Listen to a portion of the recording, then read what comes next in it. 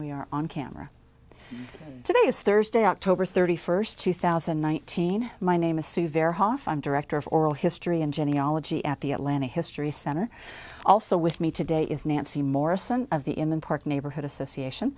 And we're honored today to be here at the History Center to conduct an oral history interview with Bruce Machlachlan. Mr. Machlachlan has graciously agreed to be interviewed as part of the Atlanta History Center's partnership with the Inman Park Neighborhood Association. So, tell me a little bit about your background and growing up years. So I was born here in Atlanta, but my parents didn't live here. They were passing through, and they were over at the Federal Resettlement Project at Pine Mountain Valley, Georgia, where my father was helping establish a school for the settlers. Part of the Resettlement Administration under Franklin Roosevelt. I've always thought that was a very interesting story. He was a Rosenwald Fellow. He was a doctoral student in rural sociology at the University of North Carolina, and he was paid by the Rosenwald Fund for a year, the school year 1935-36, to help set up that school at Pine Mountain Valley. And the nearest hospital was Piedmont Hospital here in Atlanta, so that's how I came to be born in Atlanta. But they went back to Chapel Hill and then also for a year at the University of Mississippi before he was hired at the University of Florida in 1938. Started work there. I was 2.5 when my parents moved to Gainesville, Florida. That's where I grew up, and went to public schools in Gainesville, Florida, and to the University of Florida. I have that in my written statement there. And after I graduated from the University of Florida, I served for 3 years as a junior officer in the Navy. After that, I went back to the University of Florida and did an MBA degree. And then I worked in New York City in management consulting until I got fired. And then I sold Honda motorcycles for 3 years in New York City, which was a really fun job. And then we came to Inman Park. And here we still are. Well, tell me a little bit about what brought you to the South to begin with. Well, of course, we grew up in Florida. My parents were Mississippians, and we had relatives around the do you want to know why we moved from New York City back to Atlanta? Yeah. Well, we were looking around the country. We were considering Denver and Richmond and Washington, D.C., and we were making some reconnaissance trips from New York City, and I was drawing unemployment at the time. The Honda business was seasonal, whatever, you know, and we stumbled across the beginnings of the Inman Park movement. I was telling Nancy that story in the car coming out here. We were working with a real estate. We were staying in a rooming house on Piedmont Avenue near Ponce, and eating breakfast and supper at Mary Mac's Tea Room, which was wonderful. And this real estate agent was based in Midtown. He was showing us houses in Midtown and in the Fernbank neighborhood. In the meantime, on our own, driving around, we had discovered Inman Park, and with the butterfly banners hanging on the fronts of the houses. So on a Sunday afternoon, we were driving on Euclid Avenue in Inman Park, and we spotted the guy raking leaves in front of his house. And his house had the banner, so we stopped our car and asked him about the banner. And he explained about the Inman Park Butterfly banner and the organization. There were a bunch of crazy young people there buying old houses and beginning to fix them up, and we said, that is us. So we told that to the real estate agent we were working with, and he said, okay, great, I'll show you some houses there, but in the meantime, let me show you this house in Fernbank and this other house in Midtown. And so after a day or so, we got tired of that, and we walked into a real estate office, Inman Realty, on Edgewood Avenue, across the street from the Inman Park Methodist Church. And there was a young agent on duty there named Philip Flagg, very sharp young guy, and he showed us 6 houses in Inman Park. We went back to New York City and thought about it, and then sent in an offer on one of them, where we still live today, nearly 47 years later. One of the houses he showed us was the Woodruff Mansion at the corner of Edgewood and and Waverly Way. It was like a 24-room mansion with a ballroom on the second floor and so forth. And I desperately wanted to buy that house, but my wife Gretchen convinced me that that wasn't realistic. We could never renovate the bloody thing. So we settled on a more manageable house where we still live today. But when we bought our house, it was divided into 7 rental units that rented furnished by the week, $25 a week or $35 a week. The house was in very dilapidated condition, you know, deferred maintenance for decades, and had some. There was a poor family, poor white family living in the biggest apartment, a couple with 2 or 3 small children, and then there was a young Georgia State student in one of the other units, and then there was a very elegant young woman who was an assistant librarian at Georgia State University living in one of the apartments. The others were vacant. We couldn't believe that this elegant young woman was living in that place, but she said, well, it's just so close to Georgia State. But anyway, we bought that house. We're still there. It's 226 Elizabeth Street. And that's how we got here, basically. Did you know anything about the prior owners, the folks you bought the home from? We did some research with great help from the History Center. We found the original building permit for the house. They were on file in a shoebox. The paper building certificates here, they've since been put on microfiche, but we found the original building permit for our house. It was completed in March of 1908. The house actually was there was a front page article in 1908, some point in 1908, touting Inman Park on the front page of the Atlanta Constitution. And our house was featured in the article on the front page. We've seen the article. It was at that time. It was the address was different. It was let's see. It was 144 Elizabeth Street. The house next door to us was number 140. Our house was number 144, and so forth. Our house was built by an Atlanta builder named Joseph Smith. I know this from the building permit, and. He had already completed the house next door, what is now 230 Elizabeth Street. He had built that house in 1907, and then in 1908 he built our house, or I guess it was 07, you know, moving over into 08. And it was a spec house. He was a builder. It wasn't architect design and built for a family. It was built by a builder who built it on spec and then sold it, you know. And the first owner was a man named Avery. The last name was Avery. And we know this also. We know this from the city directory or whatever, you know, researching the owners, and this also on file here at the History Center. And his address was, his occupation was listed as traveler, which was like the name then for a traveling salesman. And then a year or two later, his occupation was listed as soldier. He had gone to war, you know, with the U.S. Army in France, or I assume.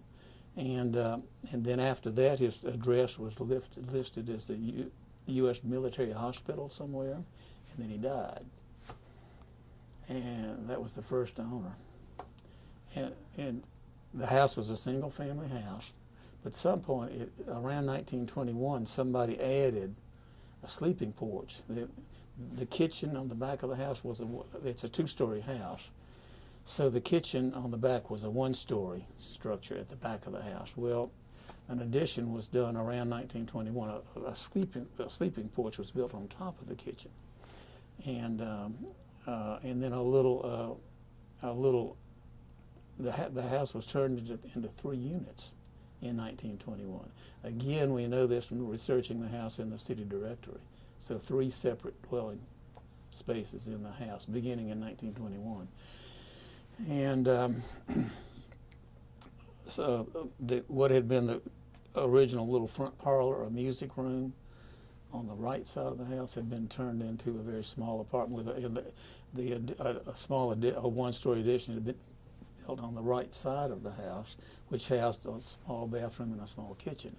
And then so the music room and then that new small bathroom and small kitchen became an apartment, and then it's some point and then one bedroom and the sleeping porch became the second apartment, and that was around 1921. So it was 3 units from early on. I've been told that there was a kind of an economic downturn around that time, a small recession or whatever, and that people were turning big houses into to kind of make it, whatever. The house was owned by for about 35 years. The house was owned by 2 families, Wright and Cason, C-A-S-O-N. I think I have that right. That needs to be checked or whatever. And we know that because one of our best friends in Atlanta is a relative of the Wright family, and he knew that history. But when we bought it, we bought it from a man named Charles Hudson, who was an investor. He was a city planner who worked for Eric Hill Associates, a private planning firm here in Atlanta. And Charles Hudson had bought two old houses as investments, one in Ansley Park and then our house in Inman Park. So after he, about 18 months later, his firm, Eric Hill, transferred him to their office in Jacksonville, Florida. So he needed money to buy a house in Jacksonville. He had to sell one of the 2 houses he'd bought for investment in Atlanta. He figured Ansley Park was a better bet, which was true. And so that's why our house was on the market. So when we were looking at, that Sunday, on that Monday, and walked into that little real estate office on Edgewood Avenue, the house was on the market for $28,500. Charles Hudson had paid $19,000, 18 months before, and it was considered, $28,500 was considered an outrageously high price. But we said, you know what, that's the house we want. We're not going to mess around. We're going to make a full price offer. We had gone back to our apartment on the Upper West Side of Manhattan and sat there in the dining room and made the decision, and then mailed a check for $500 to earnest money to the real estate agent. That's how we bought the house. That was in the fall of 1972, November '72. So we closed on the house in January of '73 and moved in March of '73. Just in time to be there about 6 weeks before Inman Park Festival #2 in April of '73. So, and I told one of my favorite early memories. We had heard that something about the festival. There was going to be an event in the neighborhood. We really didn't know anything about it, and we weren't paying much attention. We were sleeping in a bedroom on the second floor front of the house. So we were awakened early, like around 8 o'clock on Saturday morning of festival day, by the sound of a steam calliope come chugging up the hill on the street, ooh, in full blast, whatever. We stuck out, my God, what is that, And we realized, at that moment, this neighborhood is different. See, and that is one of my absolute favorite memories. So what next? What do you want to know next? I love that. I'm going to circle back just a little bit. You've touched on this just a little bit, but I'm wondering, can you elaborate a little bit more on what it was about the neighborhood that attracted you from the beginning? The houses. We were not in any formal way, but we were architecture buffs, and we loved the big old houses. That my grandmother in Jackson, Mississippi, had one of the houses. One of my earliest memories of is being in my grandmother's big house. It's 702 North Street in Jackson, Mississippi, which was a big 2-story wooden house and very similar, except that house had a front stairs and back stairs, which I thought was awfully neat. Our house doesn't have, it's much simpler, doesn't have back stairs. But we both loved old houses, and we lived in old apartments on the west side of Manhattan, which was not fashionable at that time, and we did fixer-upper projects in our apartment. We had tried to buy in the building we ended up in on West End Avenue. We we tried to form a tenant-sponsored cooperative to buy the building. It was a 1924 apartment building, 15 floors, 80 units, and a lovely old building, 890 West End Avenue. So we had designs on buying the smaller apartment next to our, so we could knock down a wall and have more space and whatever. We got together with about a half dozen young couples our age and organized a tenant, sponsored cooperative association. We hired a lawyer who was willing to work on a co-op conversion attorney, willing to work on spec, not get paid unless there was an actual conversion. And we worked on it for about 2 years, and that was from sometime in 1970 into 1972, at which point we got about half the building fervently in favor and the other half violently opposed. And we realized it wasn't going to work. So that's when we started looking around the country and found Inman Park. And we were with Southerners, and we had families, scattered around the region, so we wanted to be close to them. But what really nailed it was the old houses of Inman Park. Not so much the people at that point, the houses. That's fantastic. Themselves. So interesting, architecturally interesting, yeah. So when you moved in, you had 3 tenants still, correct? We had 3 tenants. Well, no, we displaced the family. We pushed them out. That was push out, no doubt about it. They had small children in Moreland Elementary School in the neighborhood or whatever. The man was, he was about 5 feet tall, and he carried a big 45 pistol in a holster on his hip. I think he was a security guard or something like that, maybe, or whatever. But we pushed that family out. They were given, when we signed the contract on the house, the owner gave 60 days notice to that family, and they had to leave. But the other 2 tenants were there when we moved in. The Georgia State student only stayed a couple of months and then moved out, and we re-rented that unit. But the librarian, Mary Edith Reedus, stayed for a couple of years, and she was a great tenant. And whatever. And she finally moved on. She got married and moved on. Yeah. And we were landlords though from day one. From the day we closed in January of '73, we became landlords at that point. I've been a landlord ever since. So that was my learn. I had a history of landlordism a little bit in my family. My grandmother owned small rental houses in Jackson, Mississippi, and my parents rented. When my parents couldn't make ends meet, they had a big house in Gainesville, Florida, and they rented rooms to students starting around the end of World War II in the 40s. So I grew up with my brothers, and I grew up with a couple of college boys in the house, and we thought that was extremely cool. It was. So you mentioned that it was the architecture, was those wonderful old homes that really kind of did it, not so much the neighborhood. Right. Can you describe the what was the feel of the neighborhood when you first moved in? What were you thinking? Well, we liked the wide streets and and the houses, of course, are close. And we had been living in we'd been living in a high-rise elevator building in New York City, and we were really we had grown up in that college town of Gainesville, Florida.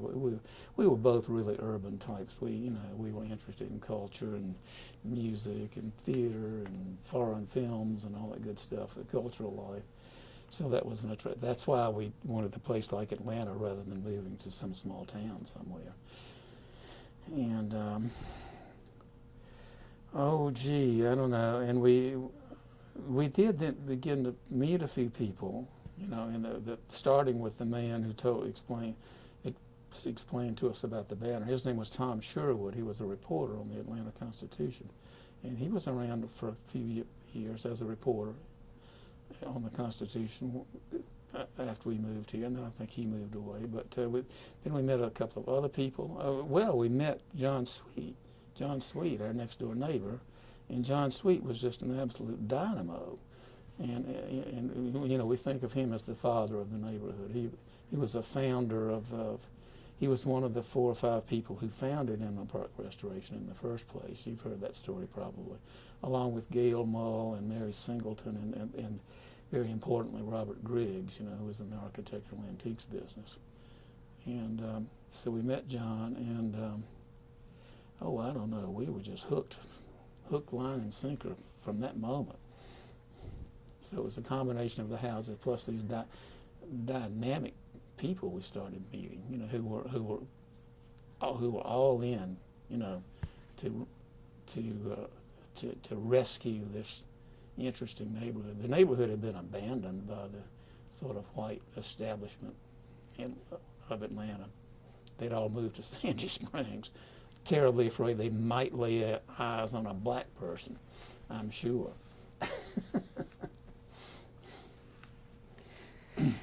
I read an interesting article that WABE published, and you're quoted in it as mentioning that there were Northerners that were not worried like Native Atlantans might be. You recall saying that? Can you tell us a little bit about that?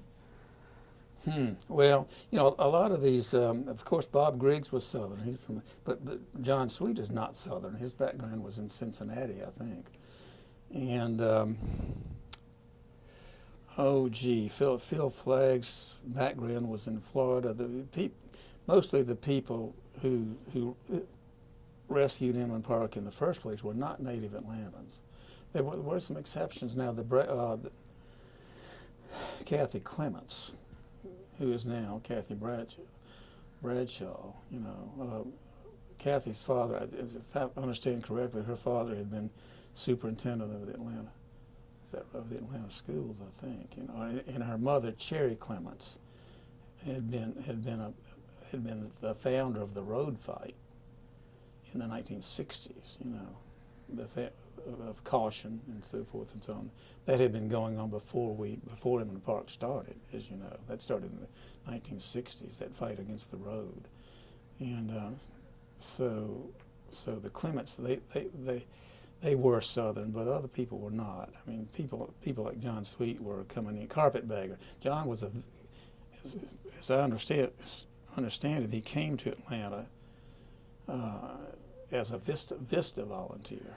There were other volunteers around. There were Mennonites around, and there were Quakers around. People who were doing, and you know, it was a slum. It was a central city urban slum.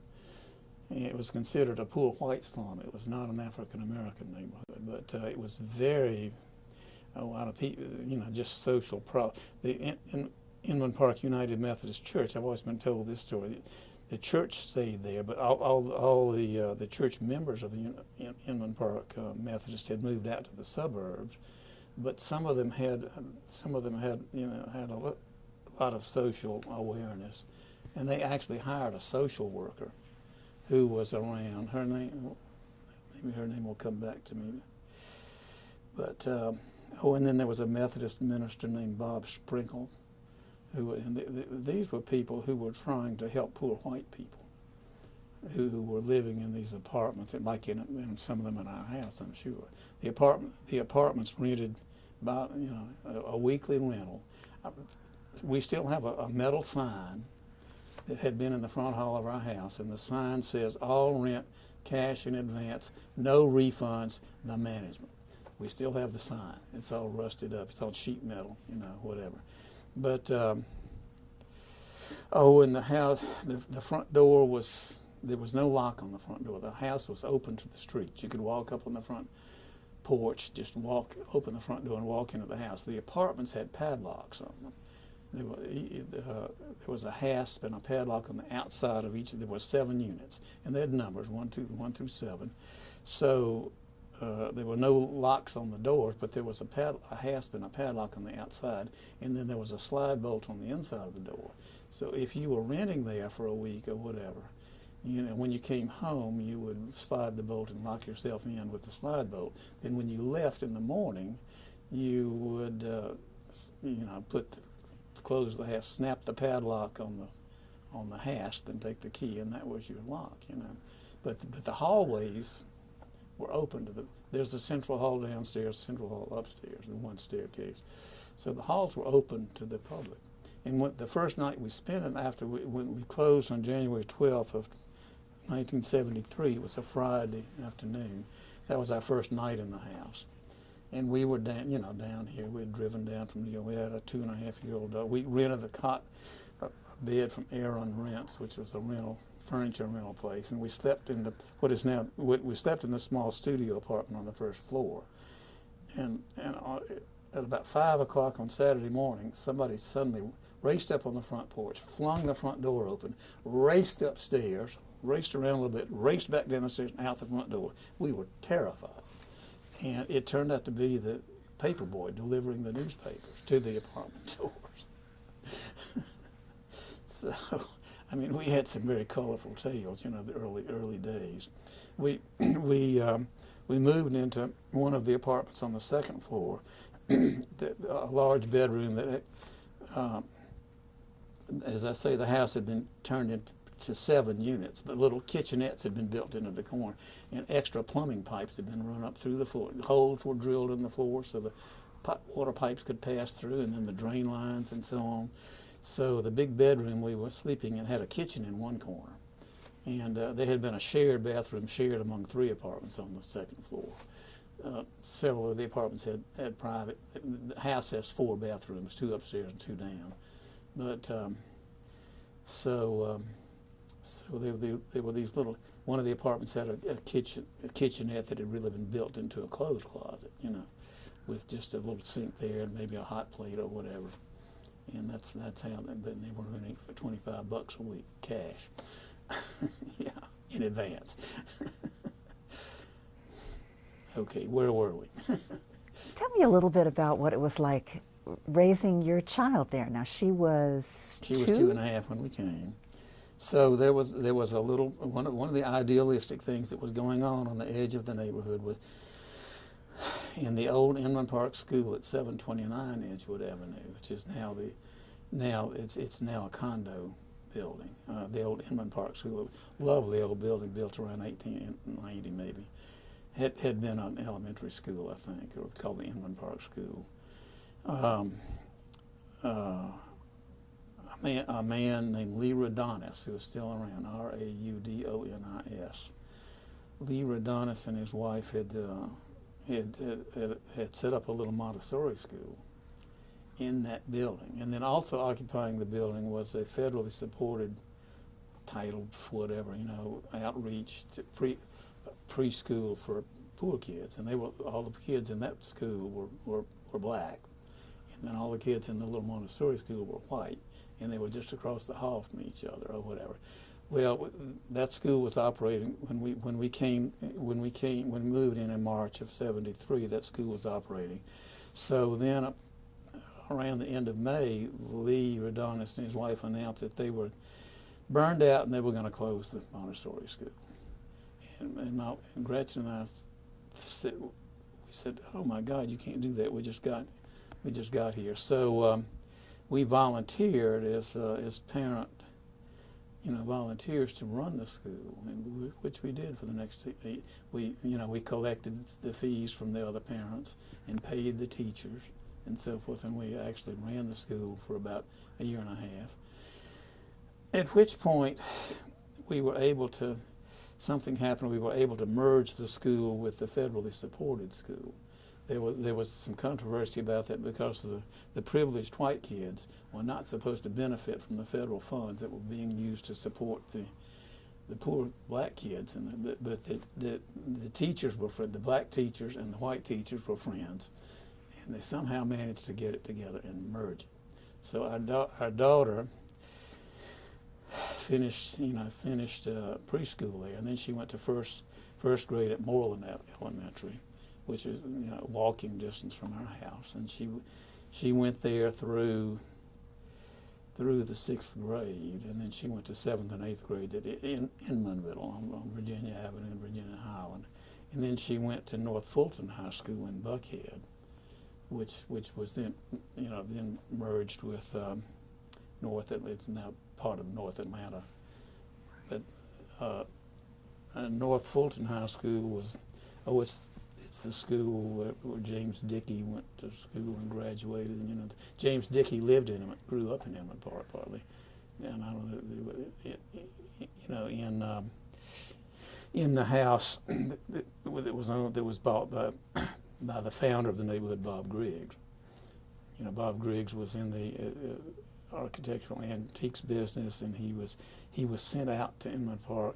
DOT was condemning land for the expressway, and Bob Griggs had been sent out to appraise stained glass in one of the houses that was scheduled for demolition. DOT wanted to get whatever was of value out of that house before bulldozing the house, which they did. The Judge Pye house on Edgewood at, I think, well, I may be a little off on this history, the details of this, but he was sent out as an appraiser to appraise the stained glass in the house, which was terrific apparently. And when he came out to the neighborhood to do that, he spotted the house that he then bought, you know, on Edgewood Avenue, which known as the Beath. It had been built originally by an Atlanta businessman. His last name was Beath, B-E-A-T-H, who owned it for a few years and then sold it to the Dickey family. And but he spotted the house on his trip out to appraise the stained glass in another house nearby, which is really how the whole gentrification movement began, you know. So Bob Griggs was a gay man who had a long-standing relationship with a gay partner, Robert Aiken, and they were openly gay. And this is a story that's been repeated. You know, the gay men appreciated the houses. You know, we did too. We were not gay, but we were on board with that. You know, and that story's been repeated around the country, a few other places also. That's our understanding. You know, but and Bob Griggs was a drop-dead handsome, charismatic man. You know, and he was the first president of Inman Park Restoration, and he was retiring when we arrived in the spring of 1973. He had already served for a couple of years as president. He was tired of that. He was not going to run again. So there was an election there were two men. You know, at that time now it's kind of done by consensus in a back room or whatever. Nobody wants to compete with somebody for votes or whatever. But they had open voting or whatever. You know. And a young lawyer named Gail Mull was elected the second president. And Gail Mull's still around. He owns half of College Park, Georgia now, or something like that. But and he was a very charismatic, very smart, capable guy. He was married to Holly Mull, who became the director of events, festivals, or whatever in the Maynard Jackson administration in Atlanta, whatever. And they were instrumental in the early years, Gail and Holly Mull. And Holly Mull was the main moving force, but behind the residential zoning movement around 1974. She was the trainer, organizer, whatever, who pulled together the whole petition. We had to walk through the neighborhood. We had to get homeowners to agree to a down zoning from A1 and A2 or apartment zoning to various categories of residential zoning, which was considered a down zoning. We had to get homeowners to sign and agree to that.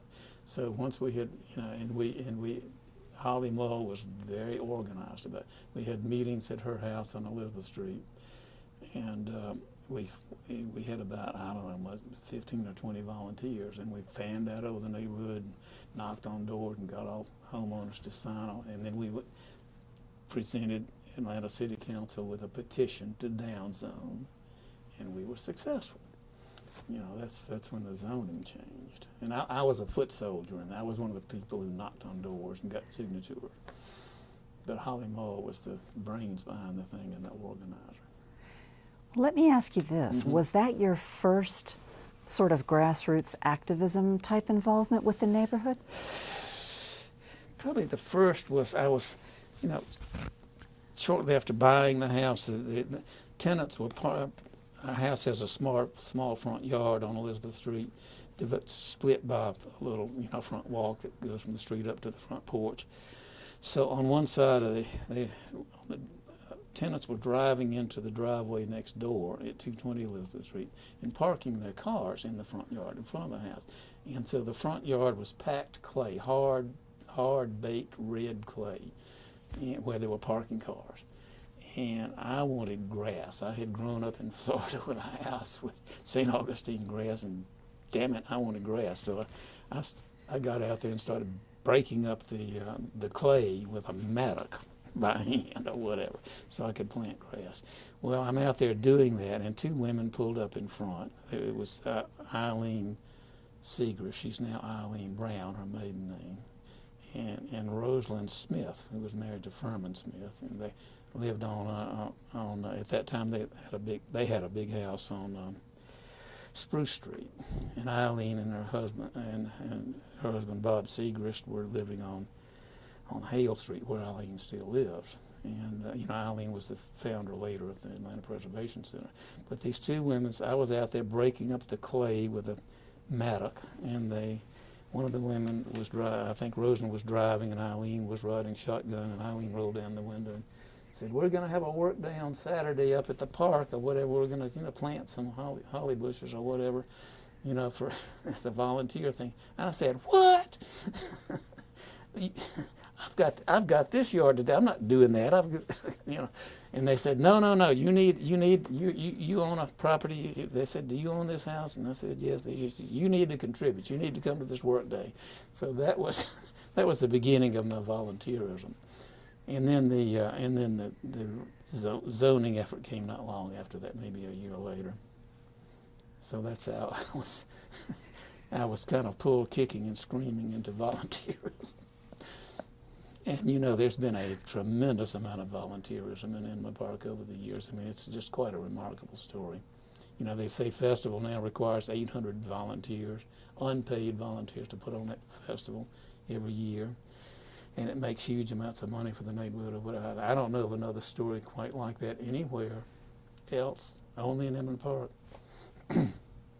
So. Well, let's nip back and talk just a little bit more about festival. You mentioned your first experience being awakened at 5 with Calliope Right. on the street. Tell us a little more about festival and how your involvement has grown with that. Well, so for that first festival in 1973, we just wandered up to the corner of Elizabeth and Euclid, where the tent was, and so forth and so on. And our daughter got her face painted and so forth and so on. And we wandered around, looked at booths and so forth, and just enjoyed ourselves. We didn't contribute anyway. And then we never really we were not among the volunteers who ever helped put festival on. We did other things. I was interested in gardening and landscaping, and my wife too. And I became what was known as the beautification chairperson. Whatever, kind of building on that. And we had a beautification committee, as we called it. And then Eileen and her junior league friends also, they wanted to call it a garden club. And Joel Hurt had been the area had been known as the Hurt Plantation at the time of the Civil War. There was Augustus Hurt, and what was the other? The brother's name was, I don't know, Columbus Hurt or something like. But they had been like 100-acre farms or something, like a couple of them owned by two brothers named Hurt. And at the time of the Civil War. So at any rate, so when Eileen and her friends wanted to call the beautification, when they wanted to call it a garden club, we called it the Hurt Plant. This had been the Hurt Plantation, so we called it the Hurt Planters. We thought that sounded very, very highfalutin, whatever. And we were, Eileen and her friend. We had we had monthly meetings for a while of the garden club. We had speakers come, and make little presentations. People from Pike Nursery or Hastings Nursery came in and talked to us about planting this, planting that. We actually functioned as a garden club, and I became the president of that one year. Whatever. But the hurt planters. And we had somebody gave a costume party one year around that time, and we had to dream up a costume. So I put on a white suit and a Panama hat and wrapped a white bandage around my head and stained it with mercurochrome. And I said, "Okay, I'm a hurt planter," which was pretty silly. So I served as the beautification chairperson for something like 7 years. We did things like we used some of the festival proceeds or whatever to buy some garden equipment. We had a big heavy duty Troy built rototiller that people could rent for a nominal fee, because we were all struggling with these yards that had been neglected for decades. And and I was the keeper of the rototiller for a long time and so forth. Finally, it was the rototiller was somebody had rented it, left it in the front yard, and it was stolen after a few years. But we kind of gave that up. We did things like that. I'm glad you mentioned that. I was going to ask you about the rototiller manager. I thought that was great. Oh, really? No kidding. You knew about that? Yes, Well, I did. I was the rototiller manager for quite a while. And I understand you were also involved with the tree plantings. Was it the tree watch, or can you tell us a little bit about that? I was the tree chairperson for several years. That's right. Again, it was just, I think it wasn't called, I don't know what we call it. I think it was just called the Beautification Committee. But we organized tree planting work days, and I figured out that over the years that I was chair of that, we planted something like 700 trees on the streets, whatever. Well, in the years before Trees Atlanta. Of course, Trees Atlanta's picked up where we left off. And Jim Abbott is now the chairperson of the tree committee, and just done a fabulous job. And so forth. Trees Atlanta has been a very important organization for us. And we're an arboretum neighborhood now in cooperation with Trees Atlanta, which is wonderful. I bought some trees. Well, I planted. I had learned about the effort to hybridize chestnut trees, American chestnut trees. The Chinese American hybrid trees. The plant breeders trying to develop a chestnut tree that is as American as possible, but blight resistant. And the blight had been brought in by the Chinese chestnut. They're naturally resistant to blight, but they had infected the American chestnuts. And you know that story probably. The Carter Center has gotten into that. They've got some chestnut trees planted on their grounds now. They've had them for quite a few years. But, probably 25 or 30 years ago, I planted 3 hybrid chestnut trees. One on the street in front of John Sweet's house, and then 2 in my yard. And we're now harvesting a couple of bushels of chestnuts every year. And listen, I want to tell you, processing chestnuts and making them into something edible is a lot of work. It's really hard work to get those darn things out of their shells and then turn them into something you can eat. So. Well, tell me a little bit also about the Springvale Park. I know that's been I was chairperson of that committee, and that was all kind of connected with beautification, but it was a separate committee. And Eileen Brown was she's done much more for Springvale Park than I did, But I became a member of the Springvale Park was designed by John C. Olmsted, who was the nephew of Frederick Law Olmsted, and the Olmsted Brothers landscape architecture firm, based in Brookline, Massachusetts. And Frederick Law Olmsted had been, the famous designer of Central Park and all. I'm sure you know that story. Well, he had been brought into Atlanta by Joel Hurt, and he was not involved in the design of the layout of Inland Park. And I'm remembering this from the article in the Atlanta History Bulletin by Rick Beard, which compares and contrasts the early histories of Ansley Park versus Inman Park or whatever. Joel Hurt, when he had bought the land for Inman Park from his cousin, an older cousin whose name was Elizabeth Hurt Jones. You know, and he had bought something like a 160-acre parcel from his cousin to lay out Atlanta's first suburb. This is all in the Rick Beard article, but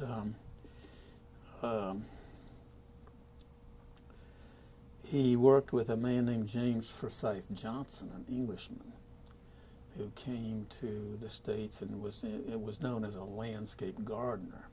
They didn't use the term landscape architect. That was coined after, you know, Olmsted's career. He was the first landscape architect, or whatever. Somebody coined that term and applied it to Frederick Olmsted. But James Forsyth Johnson called himself a landscape gardener, and he and Joel Hurt together. Joel Hurt was a civil engineer, is my understanding. Together, they laid out the street, the plat, you know, of the subdivision, and then they sold the lots at auction in Piedmont Park. And everybody knows that story or whatever. But and I've seen the original plats, you know, that he drew or whatever.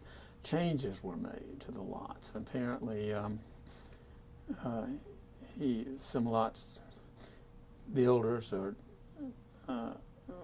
persuaded him to change the lot lines, and he was flexible enough to do that, and he consequently didn't go. He sold the lots and didn't go broke or whatever. I was told that Colonel Edwin Ansley, who had designed Ansley Park, was very much more rigid, unwilling to change the plan that he had originally drawn, and went bankrupt. But that's the story. I think that's also in the, maybe, I'm not sure, I don't remember this. But, so the lots where our house is on Elizabeth, those lots each lot had been 100 feet wide, and they're about 230 feet deep, something like that. But, so they were 100 feet, 100 feet, 100 feet, you know, going up the hill. Well, John Sweet's lot is 120 feet wide, and our lot is 70 feet wide. And that's because John Sweet's house was built in something like 1888. Our house was built 20 years later in 1908.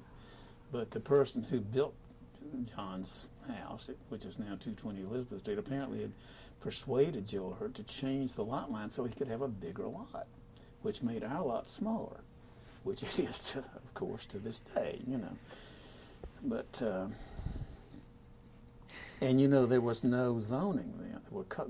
There were covenants that ran for 10 years, and they were restrictive covenants. You couldn't sell a property to a black person, you know, that kind of thing. You know, that's all there was. But those covenants expired after 10 years or whatever, and some of the properties were subdivided subsequently. You know, the Candler Mansion, which sits at the corner of Elizabeth and Euclid, had a big lot with tennis courts and so on. Well, at some point that land with the tennis courts was subdivided off and sold to a developer who built an 8-unit apartment building there that's still there now, on Edgewood Avenue. So the neighborhood was compromised in various ways.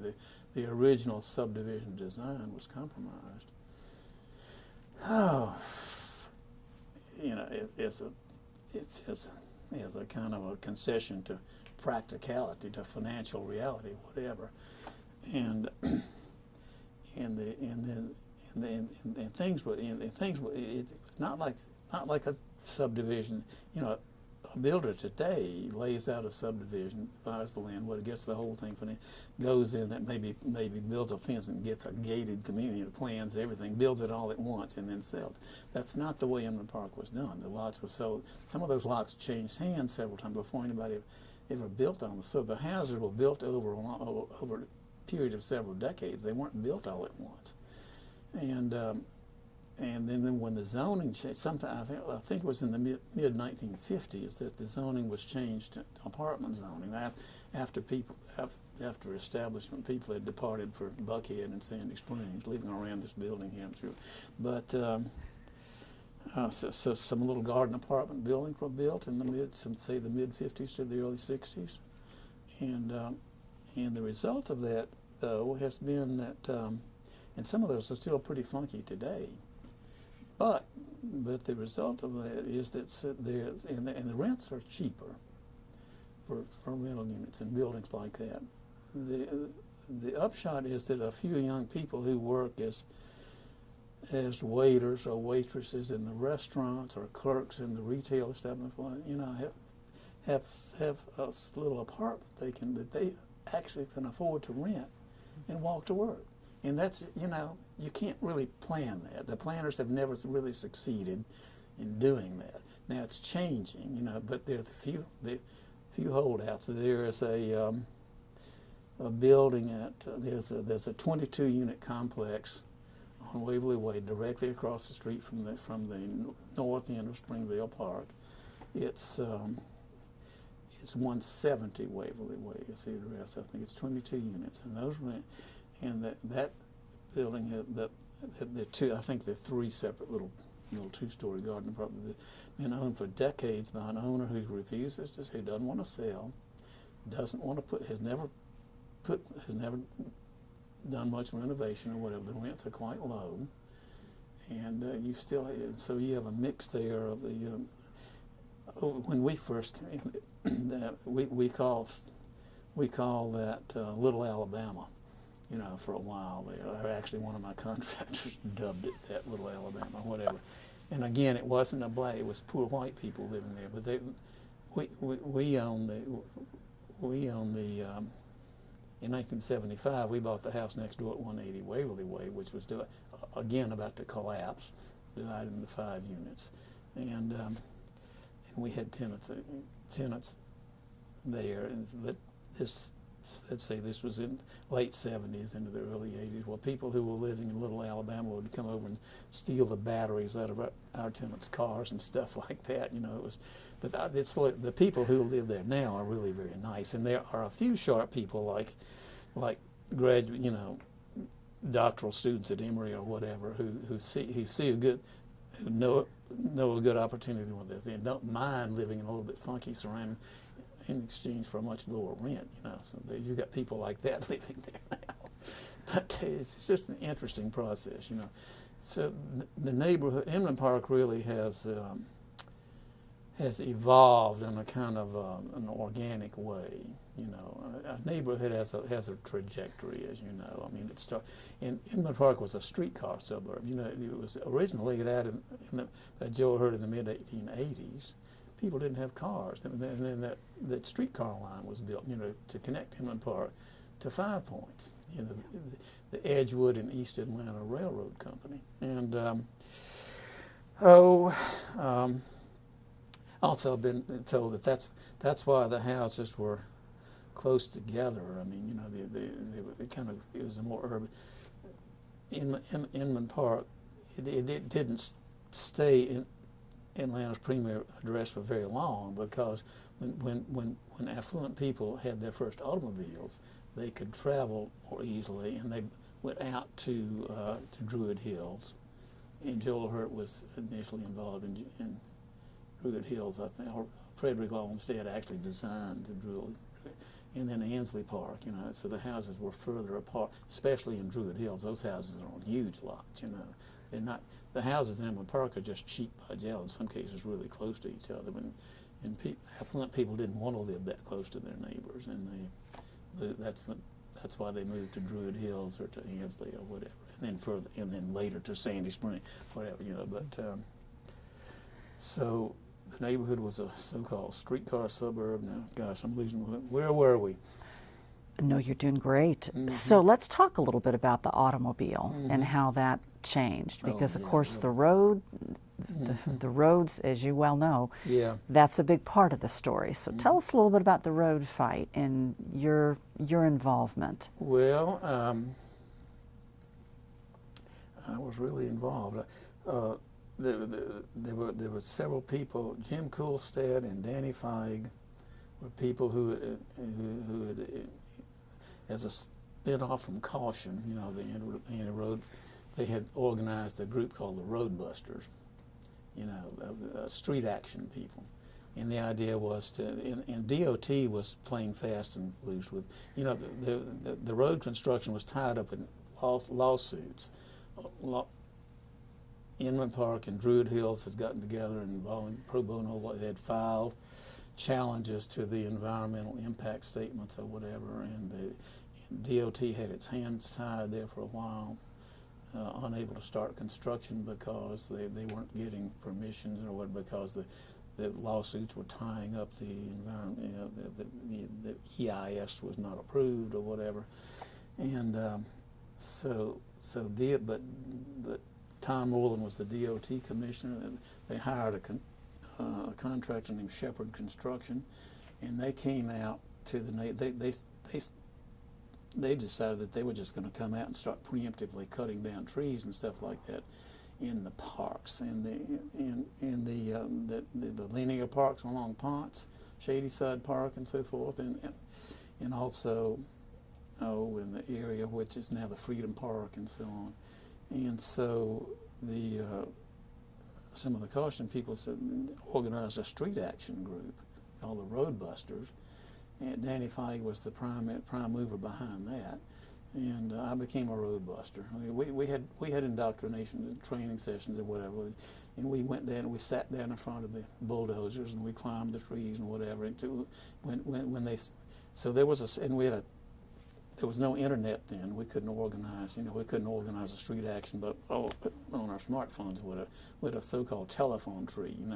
You call a person up, you have a list of 5 people that you call if there's an alert to get out there and get on the street and protest. And we did that. We did that on a Saturday morning in February of 1985 in Shadyside Park. And Shepherd Construction had arrived on that Saturday morning with chainsaw, workers and chainsaws, and they're getting ready to cut down trees. So a whole, I don't know, it must have been 100 or more road busters descended on that park, and we just started climbing the trees and so forth. Well, 5 or 6 of us were arrested and hauled off to the Atlanta City Jail, and I was one of them who was arrested, and we were charged with a felony. We were charged with interfering with government property, which was a kind of a catch-all felony. For a law aimed at people who are going to blow up power lines and stuff like that. But we were protecting the trees in Shadyside Park, and I was arrested in the top of a dogwood tree, and I'm on a film which is in one of your displays that year, on the Freedom Park. There's a video of me being arrested and led away, and I'm walking. I go, oh, you can see from doing that. No soundtrack, just action. But we were hauled off to the city jail, and I spent a few hours there, locked up in a little single solitary cell, and then my neighbor John Sweet bailed me out, pledged his house as collateral to get me out, and then later he got a copy of the arrest record that has my mug shot on it or whatever, and he blew it up. He blew it up into 8.5 by 11, and that's like 3 sheets or whatever of the thing with my picture right in the middle. He mounted it on a plinth and gave it to my daughter on her 16th birthday. And I still have the thing. And I've been dining out on that ever since. Of course, it just absolutely made my reputation in the neighborhood. Whatever. But I was willing to get, and it was a kind of a rough experience in a way. The 5 or 6 of us who were arrested were thrown into the back of an Atlanta police van that had no seating in the back. It was just an empty van, and a young officer, like he was a police recruit trainee or whatever, drove that van from the park to the city jail. And we were just sitting on the floor, the metal floor in this Ford van with the doors locked and the screen and all that. And he would race up to an intersection or a stoplight and then slam on the brakes, boom, like that, and we would all pile up against, and then when the light changed, he would take off at maximum speed, and we would all be thrown against the back door. I mean, it was pretty rough, and I guess he just didn't like protesters or whatever. But that was his kind of way of acting out, against us, rich white folks, presumptuous, whatever, privileged. What was your treatment like at the jail? kind of, I don't remember it very well, kind of perfunctory, but they stuck me in a cell and I was there for several hours. And then somebody came and opened the door and said, okay, you're being released. And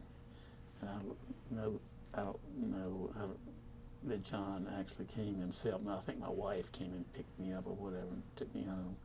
And several other people had that same experience and so forth. Did that experience ever come back to cause problems for you later in life as far as a... No. I'd been a little bit of a rebellious youth or whatever. Plenty of speeding. I had prior run-ins with the law, speeding tickets. I rode motorcycles very fast and so forth and so on, and sports cars and so on.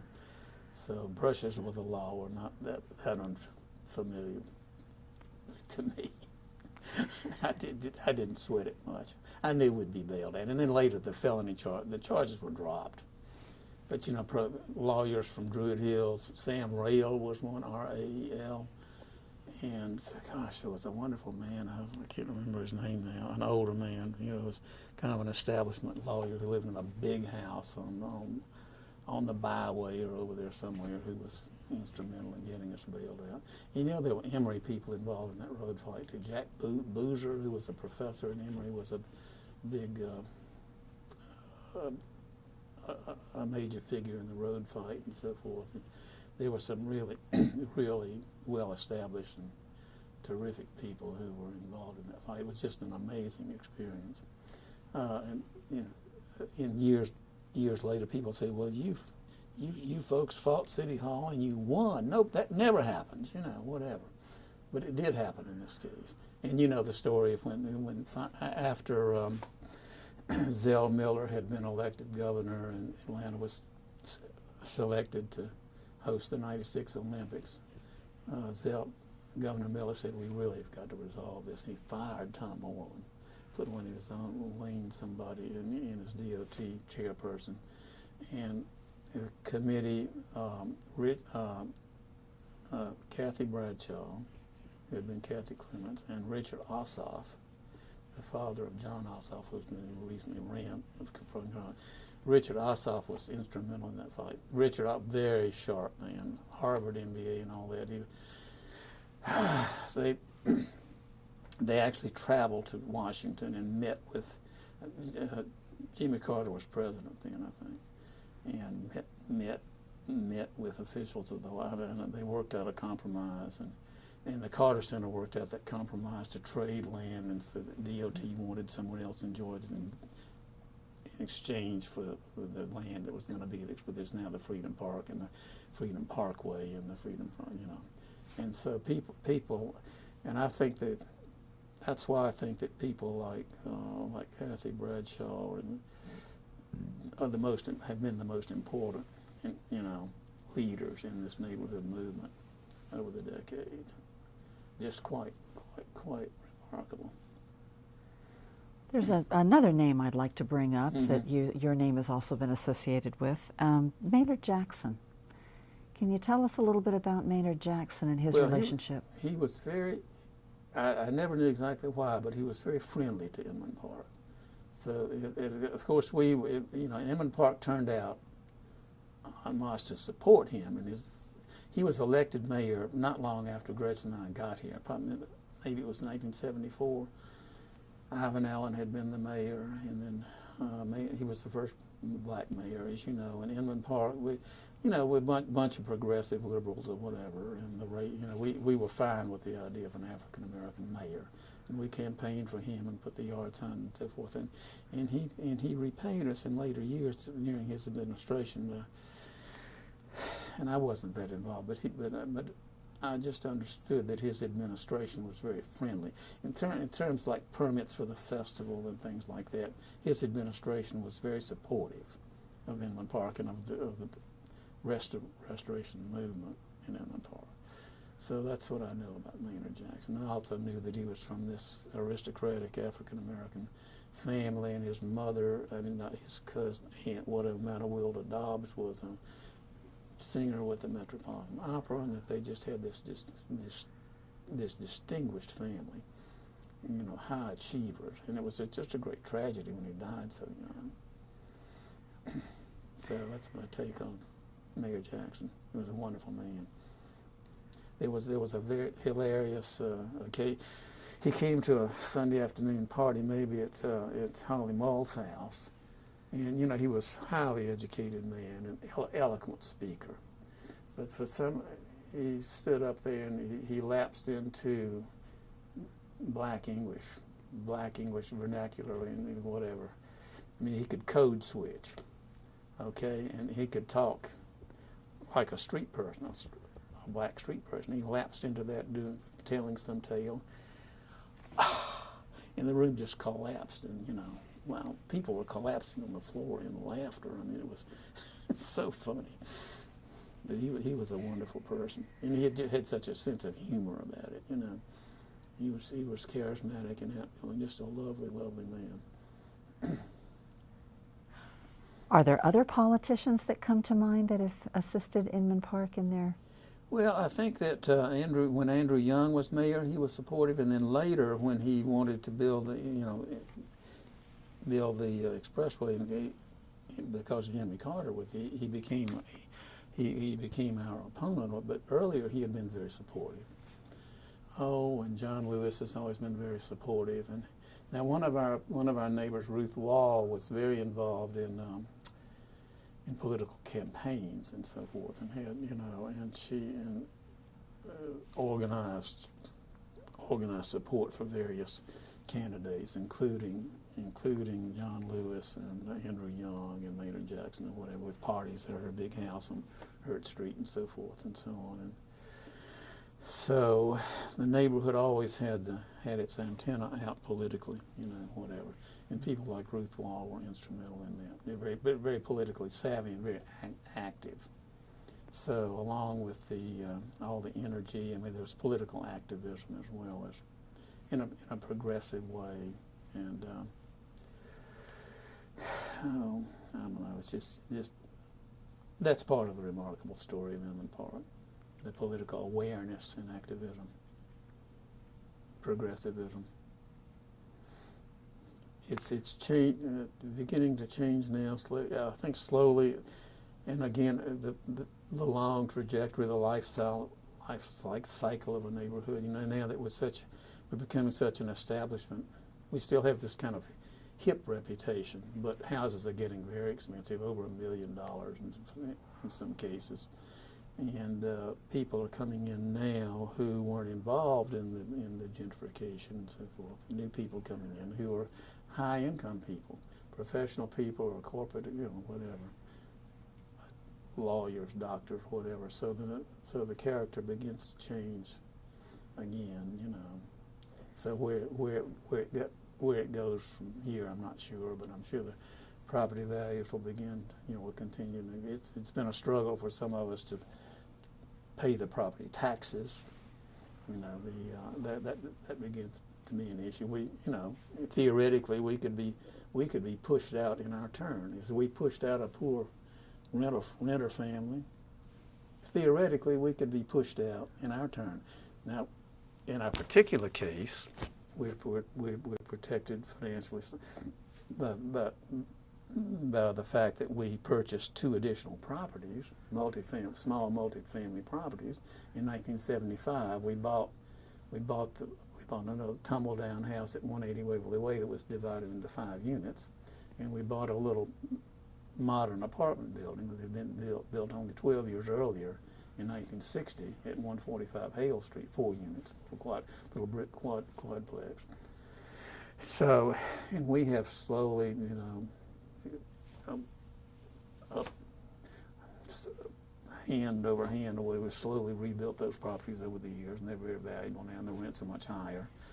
And so we have those rents, so we can pay the taxes, but so we probably will not be pushed out. But that can't be said of every family who came, who came around the time. There are not many people left, actually, who came around the time we did, but there have been a couple of. We had a neighbor who got underwater on their mortgage on a house on Elizabeth Street and had to sell in a distressed situation and so forth. So that's another side of the story. Well, you've done a good job of covering that side of the story. Let me kind of shift gears just a little bit on the same topic. Mm-hmm. I'm told that you spend time sitting on your porch, that you are a porch dweller. True. So I want to talk a little bit about that, but before we get into that, I want to kind of just ask you to sort of think about the changes in the neighborhood that you've witnessed from your front porch. You've talked a little bit about... Can we take a break from Absolutely, absolutely. that? Yeah. I'm willing to keep on camera. So when we took that quick break, I was just asking you a little bit about your front porch sitting, and I've got a few questions I want to ask you about that, but the main one is, from the front porch, what changes have you seen in the character of the neighborhood in terms of your neighbors and the activities that go on there? Well, we've seen houses across the street change hands several times, and different people come in. Oh, there's families with young children. There's a family across the street now with 3 young children, and actually a neighbor who moved from around the corner Waverly Way, married, and then proceeded to have 3 wonderful. Is it 2, or maybe it's just 2 children? Okay. So we've witnessed that. We've witnessed children growing up. Of course, when John Sweet wasn't. Well, he was married when we moved in, our next door neighbor, and in 1973, his first marriage dissolved, and then a few years later he married again, and then he and his new wife, Midge Sweet, proceeded to have 2 children. We were there when those children were born, and we watched those children grow up, Cassandra and Eli, and that family was just such a brilliant, active family. I mean, having a ringside seat to watch this family do its thing, was really a great privilege. And those 2 children have just turned out to be incredible. Cassandra Sweet. I first realized she was a little different when she hit 9th grade.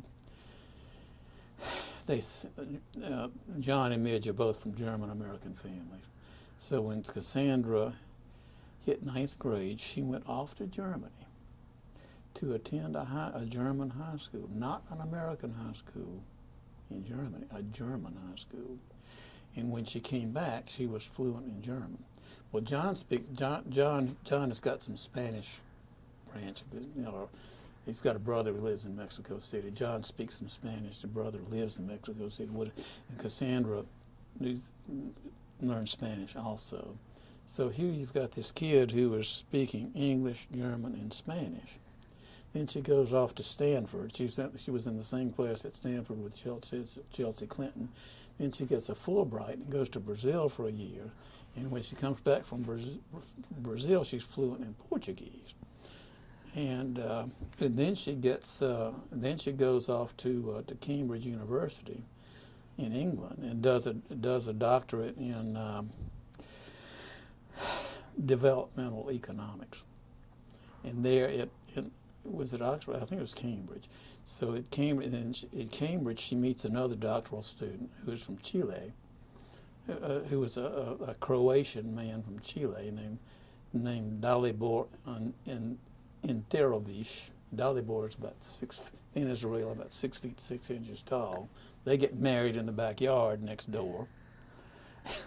Both PhDs from Cambridge. They go off to Chile where he works for the National Bank or whatever. And then they come back. He's working for a bank in Wall Street, whatever. And to have a ringside seat to watch. And then Eli's gone off to China and married a Chinese woman and is fluent in Mandarin. So to watch amazing young people like this grow up next door has been an amazing experience. Well, and other kids who've grown up in Edinburgh, they've all done well. I mean, there was something about people who lived in Edinburgh. They were activist people or whatever, live wire people, just really involved, engaged or whatever. The kids who grew up with that. Our daughter has done well too. She went to she went to Moreland Elementary, then she went to Inland Middle School, and then she went to North Fulton High School. and she was a really good student. She was a top student. And then she went to Colby College, where she graduated magna cum laude, whatever. And she's done unconventional things. She made her living for 10 years as a decorative painter, a very talented surface painter, you know. And then she became a real estate agent. She lives now in Hilo, Hawaii. This kid was not sitting around the living room saying, "Feed me," you know. She's out doing her thing. And we would love it if she lived closer by, but she's a live wire, and she's got quite a life now in Hilo, Hawaii. She's been out there 12 years and is not coming back. She loves it out there. She has built quite a life out there. She has one daughter and one granddaughter who is she's 15, is in 10th grade at Hilo High School in Hilo, Hawaii, doing brilliantly, really into everything Japanese. She's been to Japan twice, taking Japanese in high school and so forth and so on. And, well, and some of the other kids who grew up in the neighborhood have just done really kind of extraordinary thing, whatever. It's been a great place for kids to grow up. And I think there was something about the activism and the cohesiveness of that community, that has been very good experience for kids growing up. And then in the Atlanta, I taught in the Atlanta schools for 6 years. This was a little sidebar in my. We've gotten a little bit away from the front porch. We can get back to the porch maybe in a minute. But when I worked as a real estate agent, I had sold Honda motorcycles for 3 years in New York City and thought I was a super salesman. Not true, but when I wasn't, Inman Park and the surrounding neighborhoods were redlined. I struggled I would sell a house and get a contract on it, and my buyer would go apply for a loan and be turned down. And I actually got really annoyed with there was a lender called Peachtree Savings and Loan. They were based in Decatur, and there was Decatur Federal and so forth. Or maybe it was Decatur. I think it was Decatur Federal Savings and Loan. There was a loan officer there, and I called him once when one of my buyers had been turned down, and I called this guy on the phone and complained about the thing that the buyer was very well qualified and so forth and so on. And this crusty old loan officer there at Decatur Federal told me on the phone. He said, "That neighborhood is a slum. It's always been a slum. It'll always be a slum, and we don't make loans there." That was in the year before the laws were passed against redlining. And I've always thought, well, I hope there's a especially hot place in hell where that guy's sizzling away right now. I hope so. Okay, back to the porch. So we've seen, we see families come and go across the street, and people walk up. It's a walking neighborhood, and people walk down to get morning coffee at the coffee shops or whatever. So I sit there on the front porch and read the New York Times and drink my morning coffee and wave to people and sometimes call out, and we see neighbors or whatever. And then we do a little gardening in front. We have a little strip of vegetables out by the curb, and people, young mothers with children or nannies, will stop and look at the cherry tomato and look at the turnip greens or whatever very carefully, and we'll get to a chance to explain those to the kids or whatever. That's been really fun. And we have a wonderful front porch, and it's a great place to sit. And our house faces east, so we get morning sun, And what about the porch parties? Yeah, it's just a really nice thing to do. And the saying has always been in Inman Park: if you're sitting on your front porch, you're fair game. Anybody can come up and talk to you, And then we get some of that, Awesome. Tell me just a little bit about the Atlanta Preservation Center. I understand you conducted tours of Inman Park for many years. How did that happen? So Eileen Brown was our neighbor. Eileen was the founder of Eileen Siegers. Now Eileen Brown was the founder of the Preservation Center. And they started organizing, walking tours or whatever. And one of them early on being Inman Park. So Eileen organized, we'd say, those of us who volunteered to lead tours, we had training sessions in which we learned, we were given things to read about the history of Inman Park. And there was a man named Ralph Bailey who didn't live in Inman Park, but he was just fascinated by, he knew a lot about the history, and he conducted the training sessions or whatever. So we had those, and that's when I read the Rick Beard article in the history book, and some other things, and some stuff about the Winships and the Candlers and the Woodruffs and all that stuff. You know, we got all that history, and it's a fascinating history. You know, and all the stuff about the streetcar and the Edgewood and East Atlanta Railroad Company and the trolley barn and all that stuff. I learned a lot of the history at that time, and it was and also the Hurt plantations, the two farms that were side by side, the Battle of Atlanta stuff, and it's a very historic piece of land. You know, we have Battery Place where the Union Army had artillery batteries, you know, right there near the MARTA station and so forth. It's a historic piece of ground. And so I learned all that, and then I took great delight in, you know, leading Saturday morning or Tuesday evening tours or whatever in the neighborhood. And I did it for nearly 10 years. And then finally I kind of started burning out, and I figured people were getting tired of listening to me talk or whatever. So I retired, and other people did. But as far as I know, the tours are still going on. And people are fascinated. You know, people come in from wherever and learn that this tour is available and do it, and it's a fascinating history. Well, Bruce, you've done a great job. One last question before I ask Nancy what she's thinking here. Okay. Is there anything that I have forgotten to ask you about that feels important to you about Inman Park? Oh, gee. Well, just that it's Gretchen and I, we've traveled a fair amount. Our daughter lived in Denver for 7 years. We lived in New York City for almost 10 years before we moved to Inman Park. We grew up in Gainesville, Florida. We've been in California. We've been, I think I've been in all, I've at least visited every state except two, maybe, you know. I've never been to Alaska, never been to North Dakota. But, and I've never, well, maybe four, I've never been to Washington State or Oregon. I've been to all the other states. And I have never seen anything that quite has the spirit and, you know, and the fascinating history and the moxie, the energy, the creative energy that's in them. It's just astonishing. So I think it's the greatest neighborhood in the universe, and I wouldn't want to live anywhere else. Okay, so maybe that can be my final word. That's awesome. That's awesome. Nancy, do you have any questions that I haven't covered that you'd like to see? I don't think so. I think You good? that was just amazing. I'm sorry. We are the only two right now privileged to hear that. Well, that won't always be the I know, case. I So, can't wait.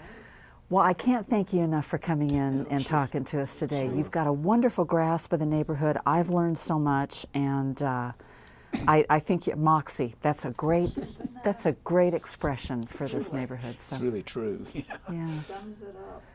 Really Yeah, right. Well, thank you so much for Okay. coming today. We appreciate it. Well, Thanks. my pleasure. All righty. Off camera.